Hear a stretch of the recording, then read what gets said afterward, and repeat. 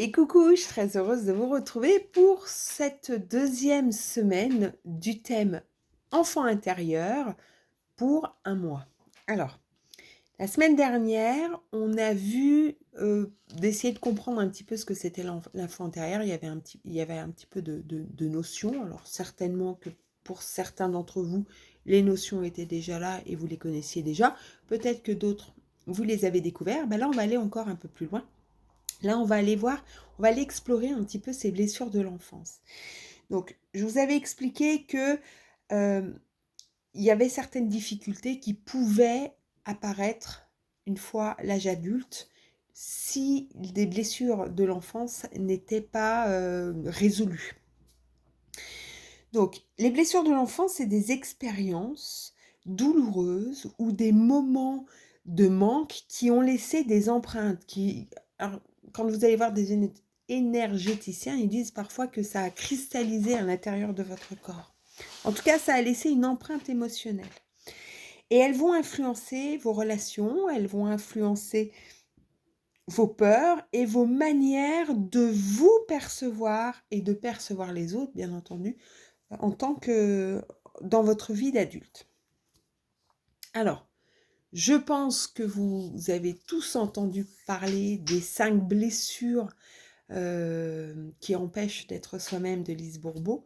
Donc, nous avons l'humiliation, l'injustice, la trahison, l'abandon et le rejet. Je reprends. Alors, chaque blessure peut se manifester par des schémas spécifiques. Par exemple, pour l'abandon, on peut avoir peur de demander de l'aide. Alors, il y a énormément d'exemples. Moi, ce que je vous conseille, c'est d'aller sur Internet, vous tapez les 5 blessures de Lise Bourbeau et vous allez avoir un tableau en PDF qui récapitule un petit peu toutes les blessures et tous les comportements que l'on peut avoir, que l'on peut mettre en place de façon complètement inconsciente et qui vont être en rapport avec chacune des blessures. Alors, je ne sais plus dans quelle, dans quelle vidéo j'en ai un petit peu parlé, mais par exemple, pour ma part, j'ai la blessure du rejet, entre autres, et j'ai la blessure de la trahison.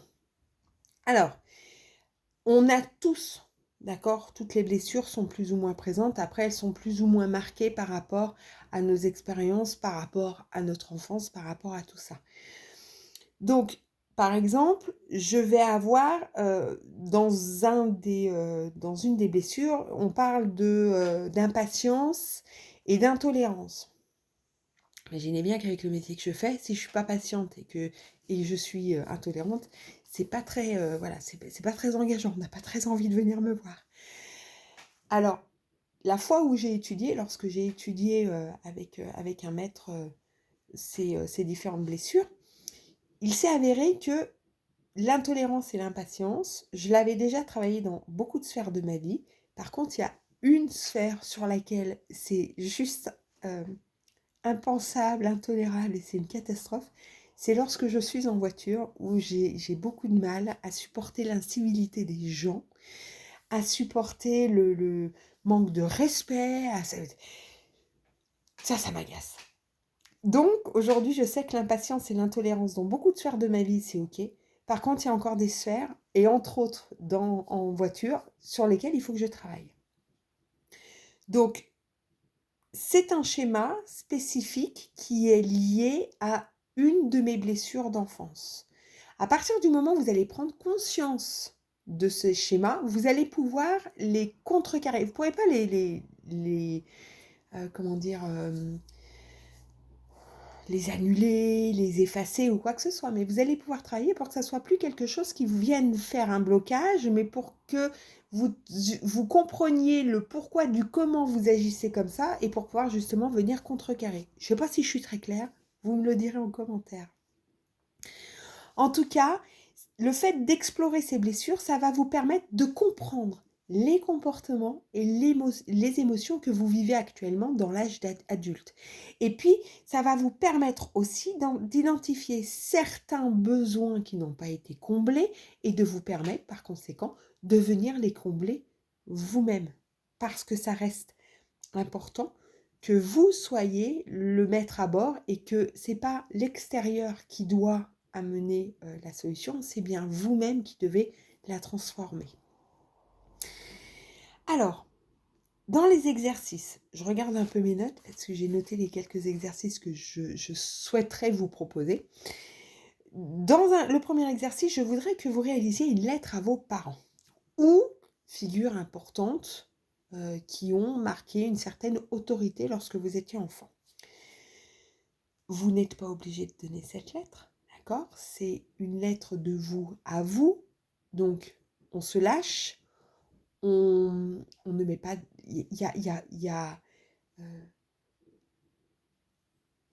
on est sans retenue, d'accord? C'est important de pouvoir dire les choses et d'aller au bout des choses. Et vous allez exprimer vos sentiments. Vous allez exprimer, alors ça peut être de la gratitude, ça peut être de la joie, ça peut être de la colère, ça peut être de la tristesse. En tout cas, vous allez dans cette lettre noter tout ce que vous avez besoin de dire à ces personnes d'autorité qui ont marqué votre enfance et qui, selon vous, ont, alors, pas qu'ils sont responsables, mais ont... Alors, je vous explique pourquoi je dis ils ne sont pas forcément responsables. Parce qu'à un moment donné, quand on va regarder un petit peu, vous savez, quand on est enfant, j'y arrivé, je me ressens, quand on est enfant, on va beaucoup apprendre par mimétisme. Et il suffit qu'on ait vu un parent qui est dans son enfance vécu de l'humiliation et donc qui va avoir ce rapport à être toujours en retrait, à toujours se dévaloriser ou quoi que ce soit. Ça ne veut pas dire que votre parent va vous dévaloriser, mais en le voyant agir de cette façon-là, pour vous c'est quelque chose de naturel et vous l'aurez fait. Et parfois, vous pouvez vous-même, en fonction d'une réaction d'un de vos parents, vous imaginer et vous mettre dans la tête un certain nombre de choses. Vous voyez un peu l'idée? Alors, ce que je voudrais que vous mettiez, c'est que par exemple, vous disiez, quand j'étais petite, j'avais besoin. De quoi aviez-vous besoin et de quoi avez-vous eu l'impression de manquer? Et la même chose, vous laissez aller. Alors c'est important, d'accord? Parce qu'on n'est pas là pour jeter la pierre à quelqu'un d'autre. On prend notre responsabilité dans une envie de développement personnel et de cheminement dans son évolution. C'est important de prendre sa responsabilité. Donc, on peut indiquer ce dont on a manqué et ce qui a été difficile pour nous. Par contre, on entend bien que nos parents ou ces figures d'autorité ont fait ce qu'ils ont pu avec ce qu'ils avaient. On ne leur a peut-être pas appris à faire autrement, ou on ne leur a peut-être pas transmis une autre façon de faire. D'accord? Gardez toujours ça un petit peu. Prenez le recul pour justement dire, bah voilà, tous mes problèmes aujourd'hui que j'ai, c'est en fait, c'est pas de ma faute, c'est les autres. Non. On a quelque chose qui à un moment donné nous a marqué, et aujourd'hui on a le choix de prendre notre vie en main et de faire en sorte que ce qui nous a embêtés ne nous embête plus dans notre présent et dans notre futur. Et ça, c'est notre responsabilité. Donc ça va être le premier exercice. Alors, ça peut être un enseignant qui vous a répété constamment toute votre scolarité que vous étiez nul et que vous n'y arriverez jamais. Ça peut être ça aussi. C'est pas forcément vos parents, c'est pas forcément vos grands-parents. Ça peut être quelque chose dans votre environnement. Le deuxième exercice, c'est que je voudrais que vous rentriez. La semaine dernière, vous avez vu et vous avez observé votre enfant intérieur. Là, maintenant, je voudrais que vous rentriez en dialogue avec votre enfant intérieur. Donc, même chose, on se relaxe, on s'installe, on prend quelques profondes respirations, on se met une petite musique douce si l'on souhaite, on allume une lumière, on se coucoune dans un plaid, sur le canapé, sur le lit, peu importe. Et vous allez simplement imaginer que votre enfant intérieur, donc vous, à un âge donné, vous trouvez devant vous. Et vous allez lui poser quelques questions. Qu'est-ce qui l'a blessé? Qu'est-ce qu'il aurait aimé entendre? ou recevoir. Et une fois que vous avez reçu les différents messages, même chose, vous reprenez votre journal et vous notez vos ressentis, vous notez vos impressions, les messages que vous avez pu recevoir. Vous notez tout ça dans votre journal. Ensuite, vous allez faire le rituel de libération.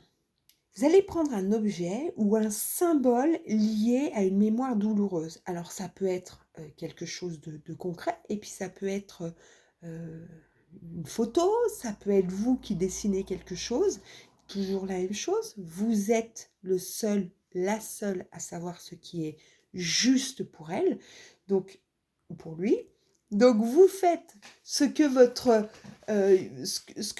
cœur vous dit, ce que votre élan vous dit, sans forcément aller chercher si c'est bien, si c'est pas bien, si c'est comme ça qu'on doit le faire ou pas. Laissez-vous aller sans se poser trop de questions. D'accord? Et puis, vous allez vous visualiser en train de vous en libérer. Alors, vous pouvez, si c'est un dessin, si c'est une photo, vous pouvez très bien mettre le feu à cette photo, à ce dessin. Ça peut être aussi un objet en particulier, faut qu'il brûle, hein.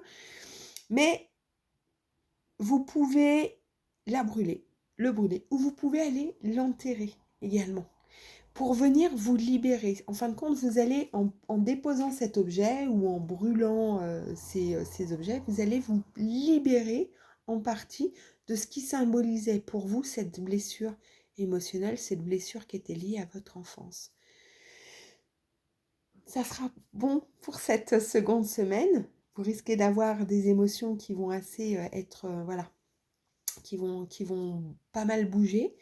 N'hésitez pas, si vous avez des questions, à me contacter. Laissez-moi aussi des commentaires. C'est un plaisir en tout cas de vous lire et de pouvoir échanger avec vous.